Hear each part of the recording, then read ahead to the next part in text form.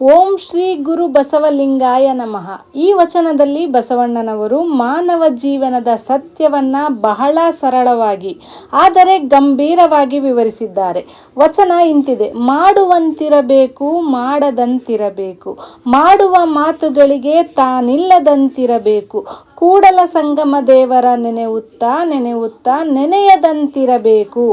ಈ ವಚನದ ಅರ್ಥವನ್ನು ನೋಡೋದಾದರೆ, ಮಾಡುವಂತಿರಬೇಕು, ಮಾಡದಂತಿರಬೇಕು ಅಂದರೆ ನಾವು ಜೀವನದಲ್ಲಿ ಕೆಲಸಗಳನ್ನು ಮಾಡಬೇಕು, ಆದರೆ ಅದಕ್ಕೆ ಅಹಂಕಾರ ಇರಬಾರದು. ನಾನು ಮಾಡಿದೆ ಅನ್ನುವ ಭಾವನೆ ಬಾರದಂತೆ ಇರಬೇಕು.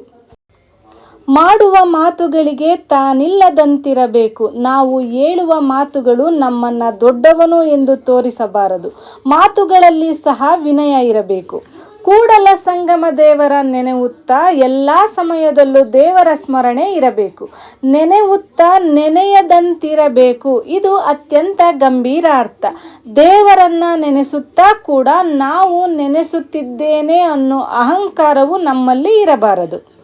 ಇನ್ನು ಈ ವಚನದ ಗಾಢ ಅರ್ಥವನ್ನು ನೋಡೋದಾದರೆ, ಈ ವಚನದ ಮೂಲಕ ಬಸವಣ್ಣನವರು ಹೇಳುವುದು ಏನೆಂದರೆ, ಕೆಲಸ ಮಾಡು, ಆದರೆ ಫಲದ ಆಸೆ ಬೇಡ. ದೇವರನ್ನ ನೆನೆಸು, ಆದರೆ ಅಹಂಕಾರ ಬೇಡ. ಮಾತಾಡು, ಆದರೆ ಜಂಬ ಬೇಡ. ಇದು ನಿಷ್ಕಾಮ ಕರ್ಮ ಅಂದರೆ ಸೆಲ್ಫ್ಲೆಸ್ ಆಕ್ಷನ್ ಅನ್ನೋ ತತ್ವಕ್ಕೆ ಸಂಬಂಧಿಸಿದೆ. ಇನ್ನು ನಮ್ಮ ಜೀವನಕ್ಕೆ ಇದನ್ನು ಹೇಗಪ್ಪ ಅಳವಡಿಸ್ಕೋಬೋದು ಅಂದರೆ, ನಾವು ಮಾಡುವಂತಹ ಪ್ರತಿಯೊಂದು ಕೆಲಸದಲ್ಲೂ ವಿನಯ ಇರಬೇಕು. ದೇವರ ಭಕ್ತಿ ಅಹಂಕಾರವಿಲ್ಲದೆ ಇರಬೇಕು. ಮಾತು ಮತ್ತು ಕರ್ಮ ಎರಡೂ ಶುದ್ಧವಾಗಿರಬೇಕು.